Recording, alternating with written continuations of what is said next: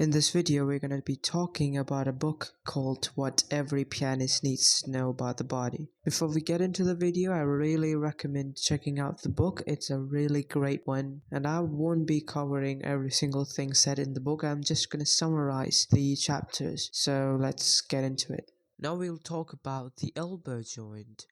So the humerus connects to the forearm at the elbow. The forearm contains two bones. The first one is radius and the second one is ulna. The radius is on the thumb side of the forearm and the ulna is on the little finger side of the forearm. You can look at the bony lump above your wrist behind your fifth finger. That is the end of the ulna.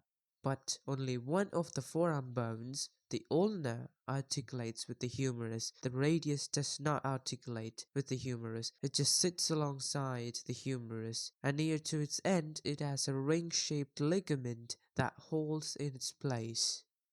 So two kind of motions are possible at the elbow joint. One is bending and the other one is rotation.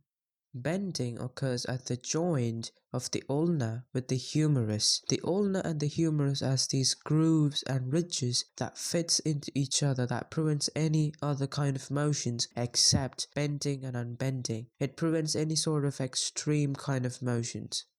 Rotation of the forearm permits the palm of the hand to face up, which is called supination, or down, which is called pronation. Rotation is actually independent of bending or unbending. You can bend or unbend your elbow with your palm facing up or with your palm facing down or anything in between. Forearm rotation is actually constantly used when playing the piano. Some pianists deliberately practice this rotation, using tiny rotations of forearm in conjunction with the finger movements. Many, perhaps most cases of pain and tendonitis in the forearm are caused by mismapping the forearm rotation. When the palm faces up, two of the bones in our forearm are parallel, and the palm faces down, as in playing the piano, they are crossed. But although the bones are parallel in one case and crossed in another, only one of the bones move. The radius is the bone that moves. Knowing which forearm bone rotates and which is stationary can make a huge difference in piano playing. Here's an exercise to teach you the correct forearm rotation. So rotate your forearm while thinking of your little finger side of the arm as the axis. You can imagine a line extending along the side of your forearm and including your little finger, then rotate the forearm around that axis. This is called little finger orientation. It feels easy and free because it is in accordance with your structure. An image that may help many people is to think of your hand as a book, with the ulna as the spine of the book and the thumb as the one turning the pages. Now rotate your entire forearm to turn the page. Now in contrast with the feeling of the little finger orientation, what happens if you think of the other side of the arm structure, which is the thumb side, as the axis? Now that is known as thumb orientation and it is a result of mismapping and it feels stiff and awkward. Notice that when you become thumb oriented, the entire hand turns towards your little finger. It twists towards the ulna. It's called ulnar deviation, which is dangerous.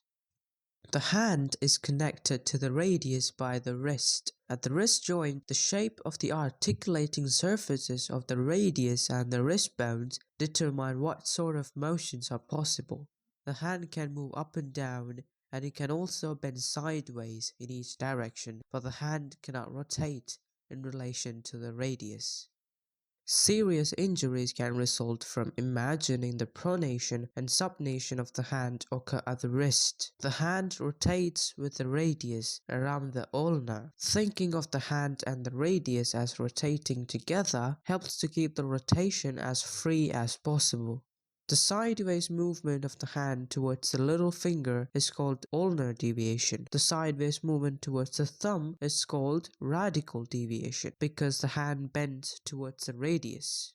If you palpate the place just in front of the bony lump at the end of the ulna with the hand held straight, you can feel a space between the ulna and the wrist bones. The space permits the ulnar deviation. If you allow the hand to deviate towards your little finger, you will feel the space close. The movement helps make it possible to hold the stick and use it as a tool or a club. You can grip a stick or pencil and hold it so that it points directly forward, making it as an extension of the arm.